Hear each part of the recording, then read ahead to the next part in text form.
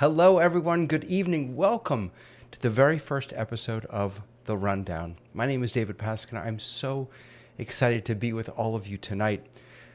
The Rundown is a brand new show from the Office Hours community where we're going to take a little more of a philosophical look at technology, how it's impacting us, how it's changing our world. We're going to try and have some deep conversations every Thursday evening, about 3 topics each week. And you can help us decide what topics we should be discussing. You can share your thoughts. You can share your questions. You can do so over in our Discord or just by watching on YouTube. Both places I'll be keeping an eye on and trying to bring as many of those comments in as we possibly can. If you just go to therundown.show, you can find links to all of that. I'm most excited about this evening and this program because of the friends and experts and amazing members of our community that I get to speak to. And I want to introduce 3 of them to you now. One of them is going to look very familiar. The other 2, maybe you'll get to know a little bit better. But first, I want to introduce to you John Idelson. John, how are you, sir? Doing great. It's a beautiful day in Monterey, and it's great to be on the first show. I'm pretty excited about what we're going to talk about today. I'm really, really honored to have you here. I think of you a little bit like a mentor to me over the past 4 years as I've watched you and learned from you. And I'm just really appreciative for you and all that you give to this community and for joining us tonight. So thank you. I'll say yes, Grasshopper, but I really learn more from you, David. Well, okay, we'll just share it. How's that? We'll share. Sounds good. We're both teachers. I'm also really, really excited to introduce, well, not to introduce because you know her already probably, but Tamra, who has become really a wonderful friend of mine, both here in the Office Hours community and over in the Zoom Test Kitchen community. And she also, this is the thing, I learn so much from everyone in this community. Tamra, it's so good to have you here. I'm so excited to be here. I love talking tech, but also I just love hanging out with you, David. Oh, I love you too. And my brother from another mother, who I know really from the Ecamm Live community. By the way, I should mention that one of the beautiful things about this production is that we're doing using yet another tool in Office Hours to produce a show. For this show, we're using Ecamm Live, and we'll have to, talk about as we go on offline, how it went, how it worked, what things could be better, what can we move to the cloud, how can we engage more people in running the shows, things like that. But getting back to this gentleman, I met him over in the Ecamm community. He's one of the, I want to call you a community manager, but you're really just the moderator, right? You're a moderator of the Facebook group. He's, of course, an expert in everything Ecamm. He's joined the Zoom Test community also. Andy Lehman, it's so good to have you here. It is so good to be here. Yeah, I'm a moderator over at Ecamm, so that's the official title over there. Now, Andy also, by the way, is the only person that I know of from this panel who is a bona fide podcaster. He's an expert. Now, am I wrong, John? Are you a podcaster? Do you have a podcast? I have been on podcasts, but I don't have one of my own. Okay. I don't even want to listen to myself talk, so I can't imagine anybody else would want to. And Tamara, do you have one? I've been contemplating one, but am still Really? firmly on the edge of the ocean looking in. Well, it's official. You're the only one, Andy, who has, and you have a couple, right? One. I do. Yes, I have a couple different podcasts. I have Dudes and Dads podcast and Podcast Answers. Podcast Answers, Oh, nice. cool. So helping people create podcasts. Correct. Yes. Awesome. Note to Awesome. self, talk to Andy. Yes, note to self. Exactly. So let me just really quickly say hello to some friends that we have here who are watching along with us. We've got Sushi, who says good morning. So I assume that Sushi is perhaps in another part of the world from where I am. Dan, it's good to see you. Good evening. Austin Spring is here. Oh, yes, so professional, Dan. So professional. Tony Mobley. See, this is the guy who inspires me. Tony Mobley, the man who inspires me. Chris Clark, it's really good to see you here also. So we have 3 topics that we're going to discuss for tonight that we're going to start with. Hello, Taylor. It's good to see you here. The first topic, and this is the reason why I was picking on you a little bit, Andy, is I want to talk a little bit about content creation, and specifically this tool that a lot of us have discovered and have been playing around with called Notebook LM. So let me just set the scene for us. All right. So here is Notebook LM. Now, I took this very topic, the future of content creation, and I found an article that I shared with the panel beforehand. But I then took that article, I put it into Notebook LM, and I said, do me a favor and create some things for me. So it, of course, gave me a summary. It gave me some suggested questions. And then it did this. And this is the piece that I really think is worth discussing. So just take a listen. Okay, so get this. Ever imagine your company turning a boring old chart into a podcast? Yeah. That's what we're diving into today. Buckle up, because the future of content creation is getting seriously wild. It really is. We're talking about the implications. So here's the thing. I've made a couple of these. I've put a couple of sources in, and every time I listen to the output, and it's incredibly compelling. It does a fantastic job of not just ingesting and reformulating the data that I give it, the inputs that I give it, but it's almost like I'm learning from, I put the information in, but it's like I'm learning, it's teaching me. So what I want to get into a little bit today is, what does this mean for people like Andy or people like anyone who is out there creating content? Is it enough that these large language models are able to, with such precision, survey a tremendous amount of information and then give it back to us, not just in summaries, but in full-fledged podcasts?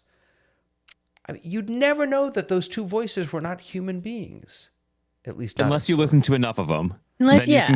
you can tell their little idioms that it uses. But yeah, no, and I really like that they've recently come out with the ability to kind of customize that. So you can say, make this more professional, make this more lively. And so you do have a chance to kind of change up the tone a little bit on how that's going to kind of come out. Wait, where is that? I missed that part. I think when you go in there, I can customize it. I've not played with it yet, but I've seen the release on it. That was a big request. They have a Discord for this, and one of the big requests was being able to make sort of adjustments to it. Yes, whenever you hear, if you're listening to anything and you hear, that's what we're going to take a deep dive into today, it's from Notebook LM, because that's sort of their thing. You create content, Andy. So I mean, how does this compare? Is this competition for human creation, for human discussion? So one of the things that I've loved about it is the ability to go in and say, this is my content. I usually give it a description, or I give it my transcription of my podcast episode. And then I say, give me a title and an episode description. And it does a great job at doing that. I tweak that sometimes. I don't necessarily leave the same exact words, but I do like the fact that it gives it a little bit better. I'm not a wordsmith. I'm not a marketing person by nature. And so I don't always think of all of the great things that are SEO friendly, but I know that those do a better job than I do. And so for me, I love that part of Notebook LM or Chat GPT, but I found especially Notebook LM does a better job because it uses what you've given it, where I think Chat GPT sometimes uses other things and it doesn't necessarily do a great job. Do we lose some of the authenticity of a human exploration of a topic? I mean, is I guess let me change the way I ask that question. Are these tools able to do that yet? And if they aren't, do we want them to be able to? listening to these has been for me so compelling that part of me, when I put this topic in, part of me said to myself, maybe we don't need to do the rundown. I mean, I could just send the articles out. Folks can throw them into Notebook LM and they don't need me. I Well, think I that think Notebook eventually you're going to get sort of tired of the model. In mass media, mass customization. Have any of you been driving on a highway listening to your radio? And the disc jockey, when we have them, if it's not, all automated, will say, here you're driving on the LA, look to your left. Aren't the crazy people out here today?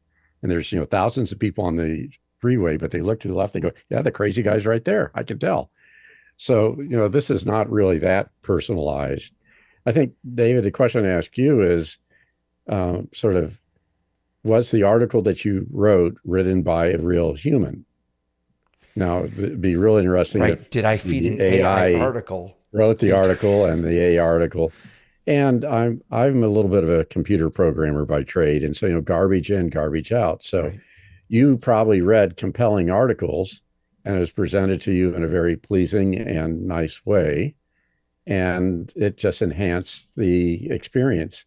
The more redundancy, or probably the wrong term to do it when I'm doing instructional design, but more impressions, the more times you hear things, the more you learn about it, the more you engage with it. So you read the article and then it got read to you. And I could see that being very compelling. But it'd be interesting for you to take an article that's completely alien to you, maybe even with misinformation, and see what podcast comes out of that and see if it's as compelling. Yeah. Now, I did something totally different with it. I, because I've been working with ChatGPT on like looking at my resume and like rebranding, I took all of that information, a huge document that had all the ChatGPT stuff in it, plus like every resume that I've ever had is like in one 30-page document. And I dumped that in. I dumped a YouTube of something I've been on, and I kind of let it do its thing. And I had like Myers-Briggs test scores, like everything you could possibly imagine. I just threw it in there and got 10 minutes about me, which I highly recommend you all do. But it does sound very similar, like to what David produced. It sounds exactly the same. So I think that, yes, it brought together, it was interesting the things that it chose to pick to talk about for 10 minutes. And you can really shape that. I do think there's a lot of value in the way that Andy uses it, where you kind of use it to enhance. I think you lose humanity in it. I think that particularly people who do video live streams, you lose that connectivity with your audience and with the community that you've created, because sometimes it's not just about content. Lots of people, content creators, talk about exactly the same thing, and it's their special sauce that makes it interesting and makes you kind of want to go back to their community all the time and go, hey, Andy's talking about this, I'm going to go learn from Andy. So I think that you just can't substitute. Yeah, I agree. And I think one of the other things that I've used both Notebook LM and ChatGPT for is kind of giving ideas. So I'll say, what are some podcast topics that people are looking for? And I can get an idea. And then I'm like, oh, that's great. And then I go talk about it from my point of view. So because I'm a podcaster, I've been podcasting since 2007. And so I go out and I actually flesh out the idea with my own bullet points, with my own notes, and then do the podcast on it. So to me, that's where the human interaction comes from. If I were to just ask it for, let's say the topic of how to set up your Rodecaster, it's going to give me 3 points or 6 points or 10 points that I'm just going to read through. There's no human interaction there. Then we can have the automated voice create it, and it's not really a human. It's not really a human podcast. It's me and my intonation that makes a podcast and connectable. But tools like this can solve the blank page problem. Absolutely. Which is right when you're starting a project. Very often I find myself, and Chris in the chat is saying this could be a novelty effect, and he's right. I think the podcast piece of this is definitely sort of novelty. certainly when these tools are more ubiquitous, I think we'll get over it. And like most things, we'll use them when they're helpful and ignore them when they're not. But being able to be given ideas, to be given suggestions, to have something to start with, and then to be able to iterate on that. That, I think, to me is the piece that's really compelling, right? So I using Google LM, I asked it for some questions for a podcast discussion, and it came up with a few. But then I said, you know what, I want to take a philosophical approach. And then it gave me some of those. And then it started citing from the article with answers. I said, well, I don't really want the answers. I really only care about the questions. And I was able to iterate on that until I got some really thoughtful questions that could be the basis or the beginning of a really meaningful discussion. So that blank page problem is something that, well, I think, and the rough draft idea. Go ahead. no, go ahead. Yeah, I was just gonna say, it's interesting if you explain something to somebody and you think you've communicated what they want to do, and then you show them your first thing, they go, well, I don't want that. So you need to have something to show people as close as your product's going to be. So I think this is where all the AI, whether it be the chat or whether whatever the one for graphics, they got so many different names, or Claude who's doing charts. I use that to be the, first pass, and could show it to people and they go, no, that's not what I wanted. I said, okay, well, what did you want? And it lets you do that. But I think we are in the novelty stage. I think back to when podcasts started, 2003, and then 2004, when iTunes had podcasts built into it. The question is, is this going to destroy radio? What's radio going to be? And it wasn't what anybody predicted it would be now. And now this is sort of an interesting iteration that now we've automated those podcasts, which people didn't know what it was going to be in 2005. We have no idea what it's going to be in 2025, right. Which is not that far away. Tamara, I think as a revision tool, it's super compelling.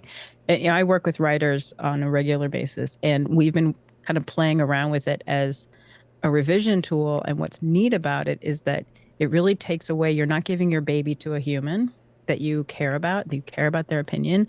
So it takes some of that nerve away from it, and you can really take, I have writers, and I have myself too, when I'm getting stuff back, I don't feel the anxiety of that I've given it to someone that I care about. Even when I was doing like my own branding stuff, I was talking about myself in the third person and used it as an assistant. And it was fascinating because I would get more compelling, and I realized, oh, this is what I do as a producer. I don't come up with the marketing myself. I say, this is what I'm looking for. And someone comes away and they give me, 3 things, and I give it notes. Only this allowed me to do it a million times. Like, any human would be so angry at me. They'd be like, that girl can't decide anything. Can you move it just 2 centimeters to the right, a little more blue? You can really be granular with it and just go back. Well, what about if I add this color? What does that mean? It spits everything back, and I don't have to annoy a real person. Tamara, but it is sort of a fidget tool now. People with Chat GTP was throwing in questions, and then with Midjourney, how many pictures. What I've been playing with this is that I'm the gray beard here, Andy. It will happen. I've got some. I don't mind, when the age brackets, go down, but when they stop at 55 and they don't care beyond that at all. So I've been taking items which were clearly designed or written for the whatever XYZ generation. And then I say, how would you explain this to a 75-year-old? I grew up watching public television when Lawrence Welk, nobody will know about it, but Lawrence Welk was the really big thing, and then it disappeared. But on public radio, where the more senior people were, it went on for years. Now I realize that, the Beatles are now on public television for us senior people. And, it's been fun to see how it analyzes the communication patterns of the different generations. And to me, it's sort of a toy. It's like a fidget toy. It's Yeah. great at that though, because I work with some writers in preschool, and I've put stuff in and said, how would I talk about XYZ? How would I talk to someone who is in 3 to 5 years old? What would the dialogue look like? And then what would the dialogue look like if it was 7 to 10 years old? And it's fascinating how just the minute little differences that it makes. And it's really good at that. You can really kind of see the differences of what it's doing. And I think in that way, it's really positive. But I do think that there now in the artistic community, whether it be artists or writers, they're very kind of reticent to play around with it. And I've had to like hold seminars and be like, look, it's not as bad as you think, but yes, there's still a copyright issue with it that is not okay, right? But Tamara, I want to ask you a related question, specifically because you work in theater. So theater, and to a certain extent, and feel free to correct me if I'm wrong, Andy, but podcasting, it's all storytelling. John, I remember you talking about storytelling. I don't remember the context, but it's all storytelling, which is such a uniquely human thing to do. So what are the implications of artificial intelligence and machine learning seeping into these?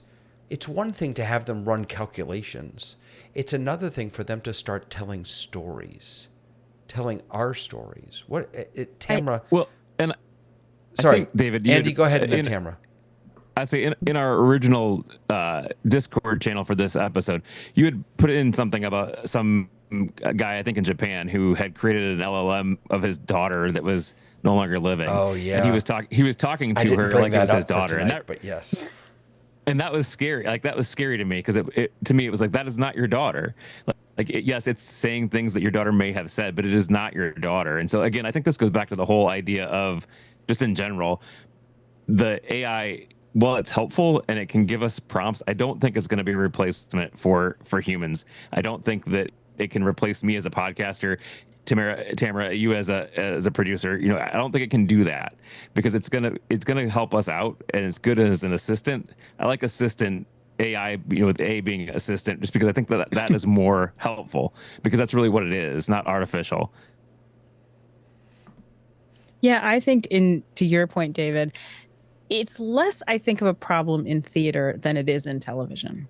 So like TV and film, this is the basis for all of the strikes last year and the potential strikes that are now, is really this AI creative component. Because from a network standpoint and from like the higher up standpoint, which are more and more being run by corporations that are not creative entities, they're business investors, then finding the cheapest way to do things, AI looks really, really tempting. It looks really tempting to say, let's do an entire series like this. So that's really what they've been fighting for in our, in our industry, in TV specifically. And I think there's a real potential for that to be a problem.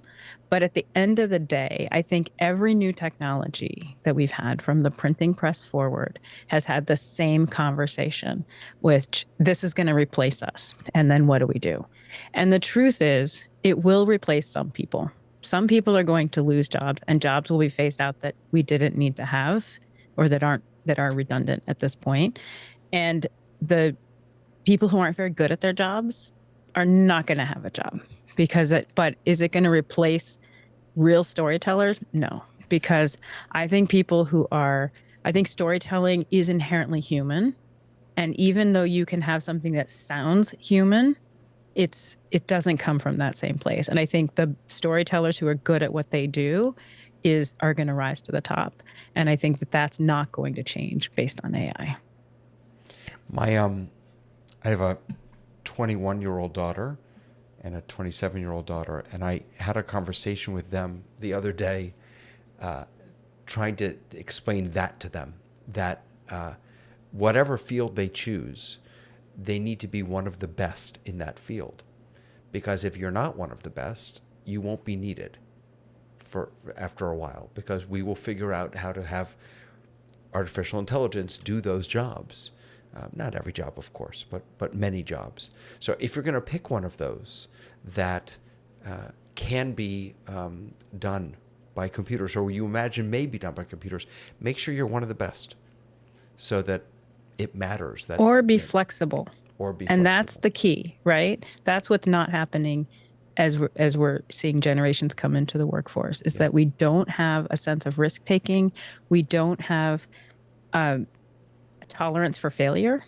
We have a tolerance for likes and appreciation, and really growth comes from failure. It is breeded there. It grows from that place. And so it's not even just about being the best at what you do. It's being able to look at the next thing. I mean, if you look at the people who have shaped the world, Bill Gates looking at something like the Altair, which like lights up, 8 little lights that light up, a computer that they put together in their basement, and said everyone should have one of those on their desk. Right. Like that kind of visionary thinking comes from the ability to not be stuck at trying to be the best at what you are at this moment. It's being able to iterate into whatever your next best thing is. Yeah, absolutely. Well, Dave, I think you're lucky that you have 2 daughters who listen to you. I didn't say they listened. I just said I told them. Well, my daughter was the one I talked to you about being, age appropriate communications. My kids would come to the lectures sometimes at campus. We go eat afterwards, and usually the dinner was, okay, Dad, you can't refer to the Spice Girls. Let's figure out who you need to reference. And so she was giving me some pointers on making sure I wouldn't lose my new student audience. There's no winning with daughters. I've got 4 of them. There's no winning. You're doing very well. You're speaking in full sentences. That's close. Hey, so what my greatest fear has come true, and that is that there is no way we're going to get to 3 topics for 20 minutes each, because we're already half an hour in. But I want to make sure that we just say hello quickly to folks who are watching, because I'm so grateful. And especially, I just want to, Chris has given a big old shout out to, but that's too small. You can't see that. I'll make that a little bigger. A nice shout out to our friend John here. He loved listening to John back on Education Hour on Saturdays. The big ideas, but also what he let us see of his family, his challenges, small victories, and disappointments. And then he adds at the end that we need to be the best and tell personal stories. That's very, very true. Brody, it's good to see you. Ryan, it's good to see you. Everyone. And I just want to say that James, before the show over in Mukana, asked that about a little bit about the show and about the graphics and the website building, intro video. Yes, it's all been done before. What have I learned in the first creative steps of building the show? Ask me next week or the week after, because I'm my work, the way my mind works is when I have an idea, the very first thing I do is I build a website, like with all the graphics and everything, just because I'm a visual person. And so all this stuff, the silly stuff, the intro video, like all that, it's just silliness, but it helped me imagine what we could be doing here. So ask me in a couple of weeks. And Lois is here. I'm so happy Lois is here, and she wants to know what topics have been suggested for the show. Well, speaking of that, Lois, the qualities of great design. There is a wonderful, a number of videos were just released on YouTube from WWDC for the developers. And one of those videos was called The Qualities of Great Design. I loved this video. And what I loved about it is, first of all, the presenter did I thought, a fantastic job. She really spoke to the audience while not speaking above the audience.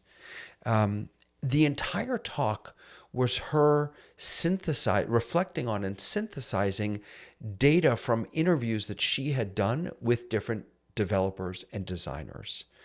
But the most interesting piece was when she began asking questions about the quality of great design. So what I'd like to do, and I'm putting you guys on the spot because I didn't tell you this ahead of time, I'd like to just go around and what is one either app or website or tool, something that you feel has really solid design, that really real quality, I shouldn't have said solid, quality design, that's the key word.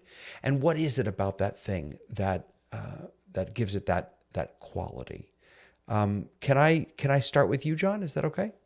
Sure. No, I'm willing to be in the canon here. I'm going to do one that's an educational one, and my good friend Oliver from Bronx TV, and it was stop motion. It won one of the design awards from Apple, and it was a clay animation stop motion app. So the interest in the design of this is it was something that was so well designed that a classroom teacher could simply give the tool to the students and they could figure it out and start creating animations. So I think, I mean, there's aesthetic views of design, great buildings. I spent the weekend in Kentucky. The horse farms were just gorgeous, the buildings that they did. So there's a design elements and architecture. But for me, good design, because that was the field I was in, basically instructional design, teaching people how to create resources and materials to help people learn and accomplish the tasks that they want to do. So a program like that was very easy to be used across multiple grade levels without a lot of teacher intervention, and let the students create beautiful programs and events. So that was my one of the favorite design. And I came across it very early on. Disclaimer, I'm an Apple fanboy. I was an Apple Distinguished Educator, their term. I don't consider myself distinguished, but that's how they named us. And it was at that event where we got introduced to this program. And it was, aimed for middle school, elementary school. And here we were all academics, whether it be K-12 or higher ed. And we were probably playing with it just as enthusiastically as the elementary school and middle school students who were going to be getting to use it. Wow, that's fantastic. Thank you. Andy, can I pick on you? Sure. I'm as John was talking, I'm trying to think, okay, what website, what app do I really enjoy that has great design? And I, I was just going through a bunch of them in my head, trying to think, okay, David's picking on me. I've got to figure out something. So, I have not had a good chance to think about it a lot, but I really like the website from geocaching.com. So I have been a big geocacher in the past and love doing that. But I like the site just because it's fairly clean and it kind of aesthetically kind of has the feel of what you're doing. So the geocaching, for you don't know, is GPS coordinates. You hide and find things. And so to me, the color scheme of the geocaching website is green. It reminds me of being outside. It's clean. It's simple. It has some map type elements to it. So it's kind of gives me a sense of what the product or service is about. Amazing. Tamra, do you have something? I'm going to go mainstream with a program you and I both like. There's a very specific element that I love about Canva that I'm going to mention, because I think that what Canva does design wise, I think it can be kind of messy and kind of crazy, but one thing that it has evolved to is there are 2 or 3 ways to get into every single thing that you can do on Canva. And I think that entry point of having multiple ways of doing the same thing is super important in a website design and in design in general, because that broadens your audience. So for example, you can click on a sidebar, you can, move, you can use your little magic tools to just use your keyboard. There's lots of different ways to do the exact same thing. And I think that as it's evolved, it's become even more design friendly, even though yes, it's a design application, but it's not meant for people who are using Photoshop. It's actually tends to be even easier than Photoshop. I use both, and I run to Canva if I've got to do something quickly. Run to Photoshop for quick things. But one of the reasons that it's so user friendly is that there are so many access points to do every single thing, and that's what they keep iterating and making stronger. And I think having a website that is usable in so many different ways really speaks to whichever side of the brain you use in order to do whatever you need to do on a site. So for me, I think I would pick the Arc browser. For those of you who don't know, this is a relatively new to the scene browser that pretty much no one's using, I think. But I like it. I think what I like about it is I'm big on symmetry. I'm big on corners, sort of all the radius curves being the same, things like that. UI and UX, user interface, is everything to me. I will choose apps that we'll use, for example, in our school or in our temple or in our communities, based primarily on the user interface and how folks will be able to interact with it.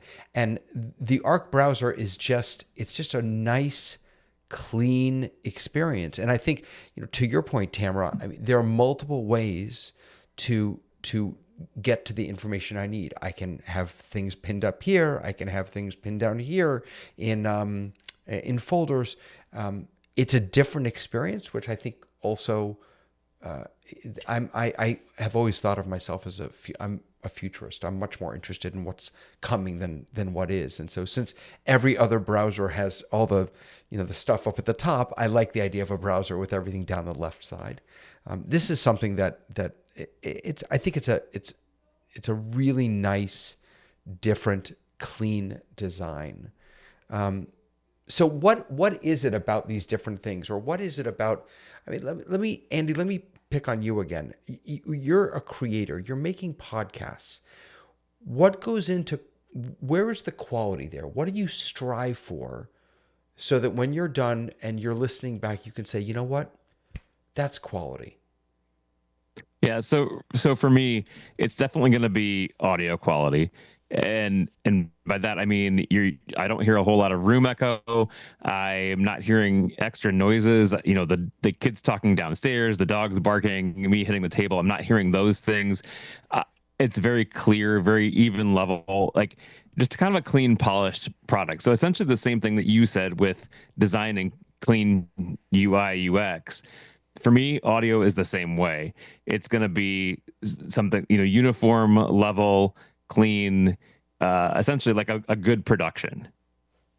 And by the way, speaking of audio, I should say that, so this is the first thing I've ever done from my home, not from my office, which means I don't have all my gear here. And so I forgot to set up my meters. So we did not have a chance to check meters beforehand. So if we're a little out of whack, that's on me. I apologize for that.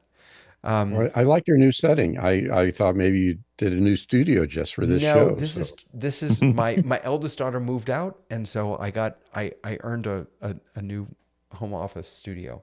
So that is the advantage. When we moved to our new house and the kids were helping us, they were both off to school, and they saw the boxes moving in. They said, none of the boxes say Sarah's room or Brendan's room. I said, yeah. Yep. Because they aren't your rooms. Had to change the locks on the door to keep them out, but we managed. Because now it's ours, right?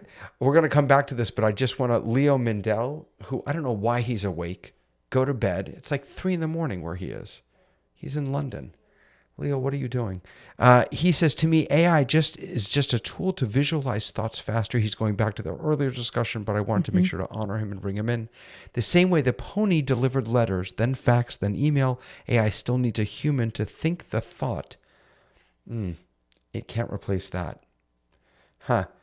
AI visualizes thoughts. We think the thoughts, and then AI helps us visualize them. That's a really beautiful way of thinking about it. Tamara, quality in production. How do you define quality in production? Well, I think for me, and this is where, as a producer, this is what I have to do, is my main concern. I have to think about the audience's experience from the second they buy a ticket till the second they leave. And it's similar to whether if you're doing television or not. I, as a producer, have to think about those things. And so everything for me has to play into the people that we serve. And I think that's true. What you were speaking of too, Andy, is like you want it to sound good, but you want it to sound good so that your listener can hear and not be thinking about anything else but the topic. Mhm. And that's where kind of the trickiness gets into play, right? Because artists are going to think about what they do best. And then, a producer's job is to kind of grab all of those things in service to the community. You don't need to be in service like for a writer, they have to be in service to their story. They've got to tell the story that's their story to tell, that they're the only person who can tell that story the best that they can tell it. And my job is to sit down and go, yes, but this line needs to be rewritten so an actor can remember it, so that an audience can hear it. And it's most important that that happens. So I think quality has to do with, if you're producing art for someone, if you're producing art for yourself, then your quality control is going to be very different. But if you are producing mainstream media or any kind of media that involves an audience, then quality has to be in service of providing for your community and making your community be able to access your material. And that's going to happen with, if it's, audio, having good video, having, for me as a storyteller, it starts and ends with story. I mean, even if you look at the popularity of TikTok is literally people putting on a microphone and telling their stories, and they're incredibly compelling. And that is why it's not the length. People are like, oh, people want short form content. People will watch 20 and 30 episodes or parts to someone's story. So at the end of the day, it has to be a compelling story, but if you're involving an audience, you have a service to provide to make sure that they can hear that story, they can see that story, that it's told in the best way, that it's cast in the best way, but it has to be in service to who you're providing this for. Ray Harwood over in Mukana put a link to Jay Akunzo and what he teaches, which is don't market more, matter more. And the way that Ray said that is don't be the best, be their favorite, which is a really beautiful way of thinking about this. It connects us back to the AI conversation, but it also makes me think of a key point that came out in this video from WWDC, and that was the correlation or the connection between quality and care. If we do what we do with care, if we show our audience, our students, our customers, our whoever's, that we genuinely care, that's when quality, I think, shines through. That we can sell, but at the end of the day, when we create tools and content and whatever it is that we create that matters and that shows that, and that is an expression of our caring, I think that is quite profound when it comes to quality. I think ultimately that's why people are successful at what they do, right? You could tell the people who are creating a community. And that's really what the best of the internet is. The very, very best that the internet has. It has a lot of stuff that over the course of the years have been proven to be good and have proven to be bad. But at its core, community and its ability to bring people together. And, like we wouldn't have known each other if this wasn't, if we didn't have this community. Right. That's the best it has to offer. And the people who are able to cultivate that community and serve who they have cultivated will, it's fun watching, even if you're not part of that community. If you happen on someone's YouTube where you see that they have a community in their streams, you're like, I want to know these people. I want to hang out with them. Sure, I want to join their Discord, because that's the best that the internet has to offer. Yeah. I'm not here to plug Ecamm, but I'll just say that one of the things that I love most about Ecamm, and that I think makes Ecamm a real quality product, is the community, is the nature of anybody at any hour of the day can post a question or a challenge on Facebook, and Andy within nanoseconds responds to it. And Andy isn't the only one. There are a ton of people. That community aspect is really, really powerful. And in fact, it's funny you mentioned that, because Brandon he's watching us on YouTube, and he just said that he's amazed at the talented communal nature of our community, of this group. and our ability to support content like this. So that's true. It really. I mean, office hours is the same way, right? Like all of No, that's this community of office that's hours. literally how we have all come together has been, and even in like I started a writing community that meets. We do a 14-hour writing retreat every first second Saturday of every single month since 2020, and that community of people, some of them I've never met. They're around the world. They've popped in, and there's something really powerful about that. And I think that's really the strength. And at the end of the day, that's one of the things that's kind of missing right now, where they're wondering why streaming's not quite working, whereas broadcast television used to work. It's because everybody was watching the same television show, and then they would go home and go back to work the next day and talk about it. Everybody was there for Who Shot JR. We've lost community around television. We've lost community, and we've lost like a sense of of watching simultaneously, right? When I was doing TV, when I was at NBC and Fox in the late 2000s, early 2000s, we knew where everybody was on a Thursday night. From Friends through ER, we knew where most of the people were. Like, just we were all there at the same time.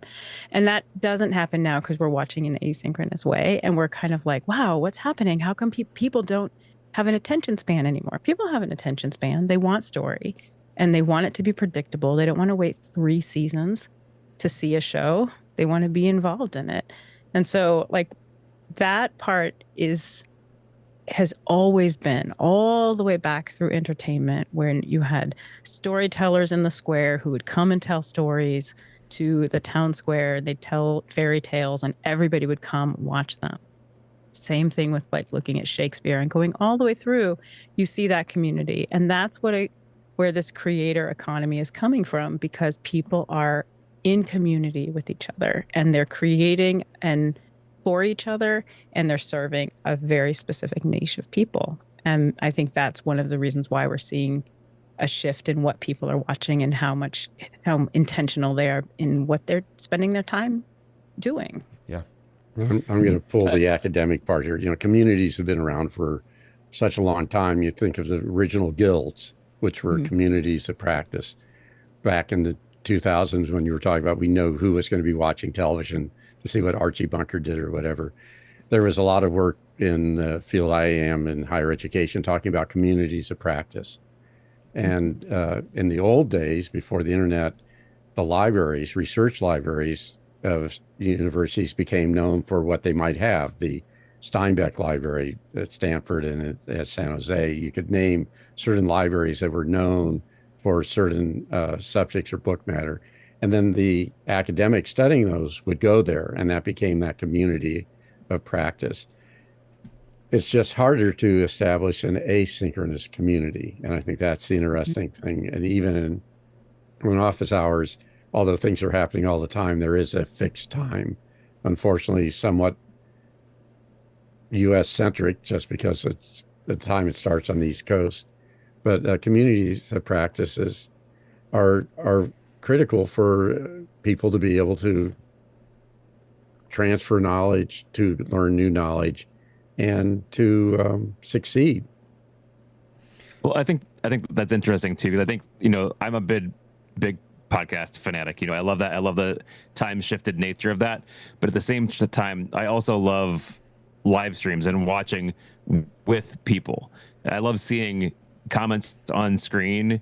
It makes the show like that. I even when I'm recording my podcasts, I do a live stream of the show because of that, because it allows the listeners of the show that I'm producing to have input and be part of the show and part of that community. And I've noticed that, David, going back to what you said about Ecamm, like part of the reason our community is so great at Ecamm is because they have all of these live shows that people are a part of, and then they get on and then they go back to the Facebook and are chatting and asking questions, and people are so helpful there. But then, tomorrow we'll see them on the live stream chatting, and we've kind of built this community. I've never met any of them in person.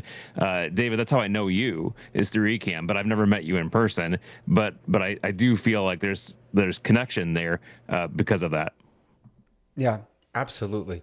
So I want to shift us a little, because this conversation about connection and community uh, is that the quality of a thing comes from the people that are that make it and that participate in it. I want to shift us to one last topic for tonight. We've only got about 10 minutes left, and it's not going to be nearly enough time for this, but I want to talk for a moment about the power of one. And I don't want this to be a conversation about a particular person, although as soon as I say his name, it's going to be hard.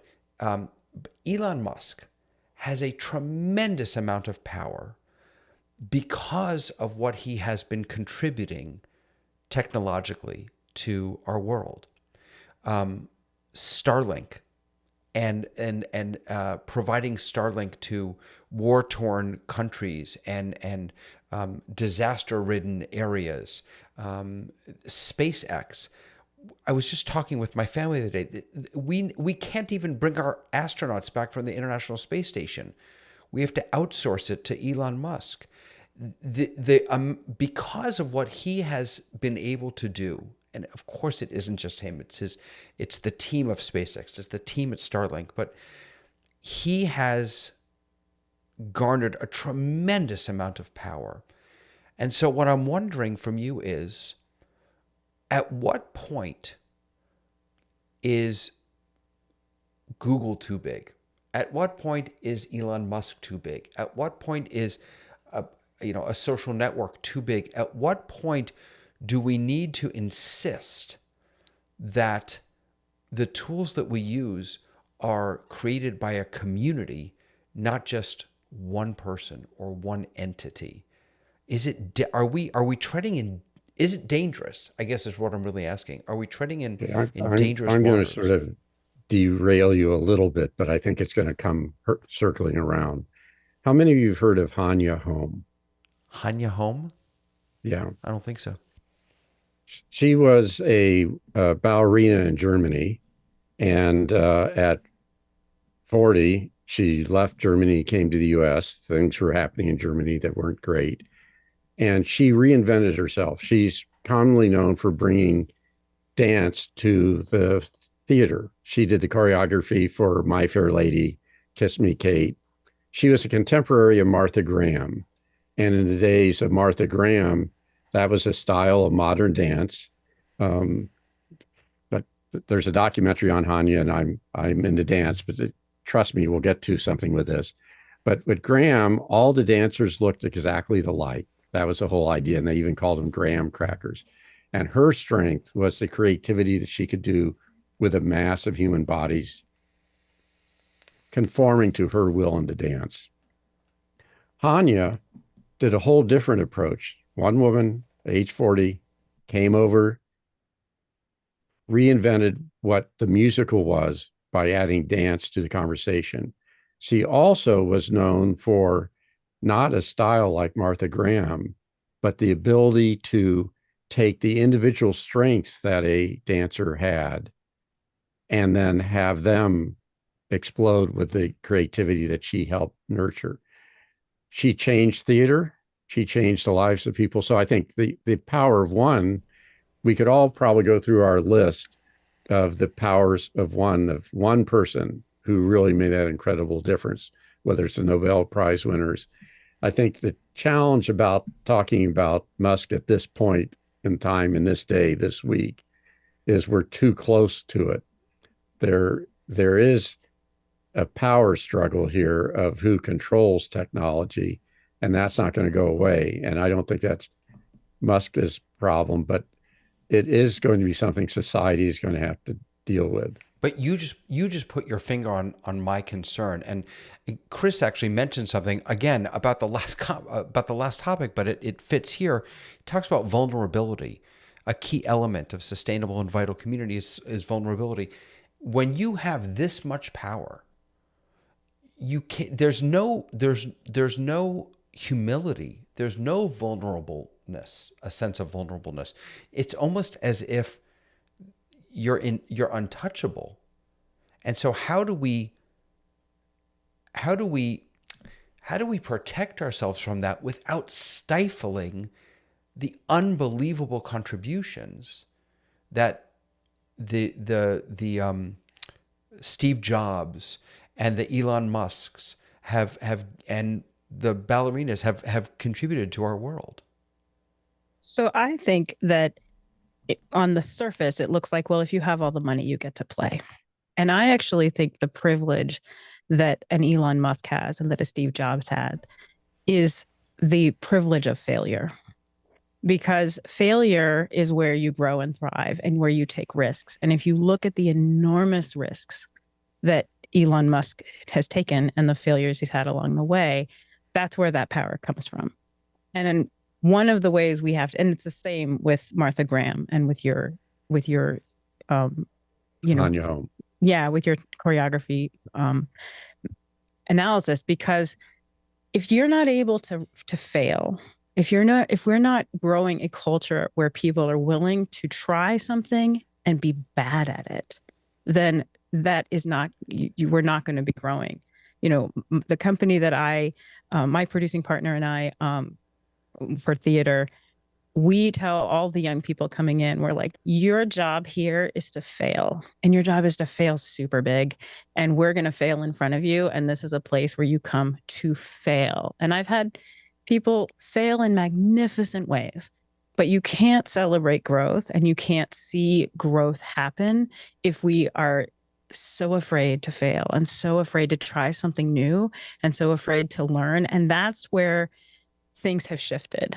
And that's where the people who we see at the top, we pretend like they just got there by accident. But if you go back to 1995, you go back to the Wayback Machine and you look at Amazon when it was one of 10,000 pages, it was a gray page like everything else, and it did nothing.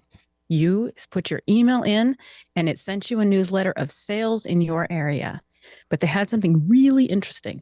They had this service called Eyes. And what you would do is you'd email their team and you say, hey, I heard about this book. And someone on their staff would read the book and write a little bit of a review. And that got turned into the basis of what Amazon really is, right? Whether you shop there or not, you can go there and see what real people think about a product. It literally changed shopping, not just shopping through the internet, but it changed it from being a salesperson who's going to sell you something to a community of people who are going to tell you if you should like something or not like something. And so that kind of nothingness that starts out as kind of an idea, they sold nothing. They didn't do anything that we think of them today. And we look at them now and they're like, oh, they have so much power. There's so much, they run everything. And they do. But it didn't start out that way.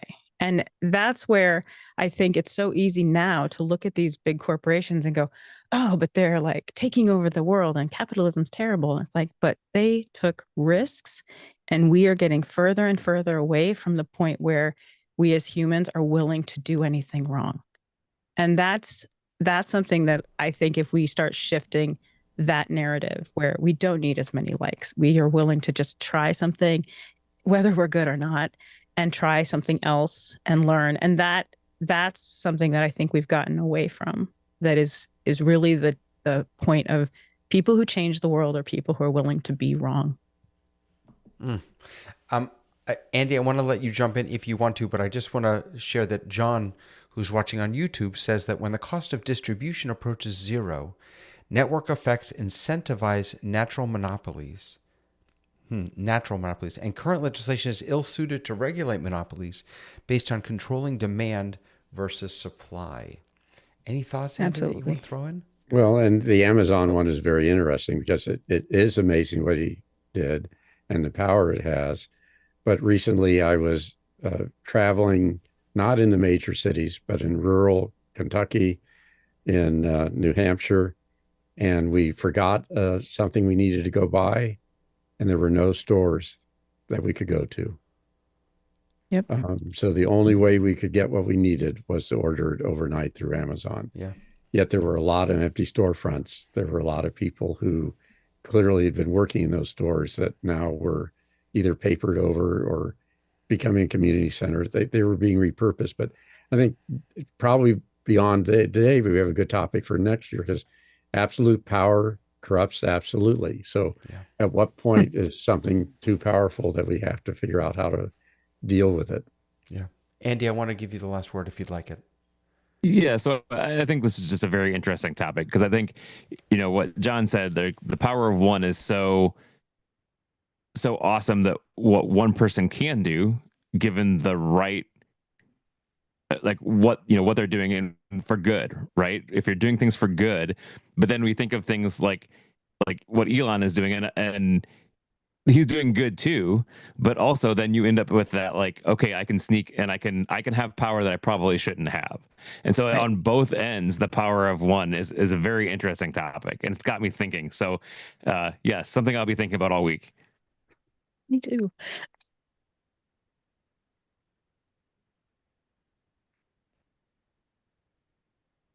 I think you're on mute, David. I knew that. I have to see. This is the problem. It's office hours. It's your fault because I have too many buttons now, and so I pressed one and I forget which one I pressed. I was saying I'm so grateful to each and every one of you for spending some time with me tonight, and I'm going to ask you in a moment. So fair warning, where people can find you, if people want to connect with you, learn more from you, if you want to give them a website or a podcast or whatever. I'll come back to that in just 1 second. But for those of you who are not sitting with me here in Zoom and Ecamm for Zoom, I want to make sure that you know that we're going to try and be here every Thursday night, and really want you to be a part of this journey with us. I want you to help us decide what are the different topics and conversations and questions that we should be wrestling with. So if you head over to the rundown.show, you'll find up at the top there links to our Discord, links to our YouTube page. We're streaming both on a dedicated YouTube page and on the Office Hours YouTube. But in the Discord there, you can connect with me. You can also put in topics, articles, anything that you think would be interesting. And then down here, yes, I have to fix that on the website. The 9 p.m. is getting cut off. But there's also a link to the Mukana. If you want to share comments outside of the YouTube verse, you can always do that over in Mukana as well. So who should I pick on first? I'm going to pick on Andy first. Is that okay, Andy? Where can people find you? What do you have going on in your life? So I do podcast consulting, production consulting, both video and podcasting. So podcastanswers.com is where you can find me. There you go. Tamra, where can people find you? What's happening? My website is currently under construction because ChatGPT and I are still working that out. You can find me on LinkedIn, and I also produce theater with Right Act Repertory in Los Angeles and in New York off Broadway. And Mr. Idelson, where can people find you? What's going on with you? I'm failing retirement, but I'm still affiliated with the university. So I'm just John, John, at CSUMB, which stands for California State University, Monterey Bay. So it's John at csumb.edu. But if you want to see some really cool stuff more than looking at me, look at ports.parks.california.ca.gov. It's Parks online resources for students and teachers. And I'm spending a lot of my time helping get the word out about the state parks through both technology, through electronic field trips, to webcasts, to actually interactions where students will come from a school and they'll be like explorers podcasting or broadcasting back to their school. So ports at parks.california.ca.gov. That's a long one. I love it. That's a mouthful. Hey, I want to throw this in here because it's such a great comment. Grant wrote, by the way, so thankful to Grant for putting on my new favorite show on Monday nights, Extra Hours. But he just says that in response to Tamara, what you said, that the Amazon reviews have been so powerful in the past, but now do we think that there's more skepticism about them because maybe they're being AI generated? So again, connecting a couple of these different comments. Yeah, we won't answer that one today, but we can definitely touch on that. If any of you would like to join us on the panel, hit me up over in Discord. We'd love to have you. I'm so grateful to everyone. We'll see you next week, and we'll see you in office hours, after hours, extra hour, all the hours. We'll see you in all the hours. Bye, everyone.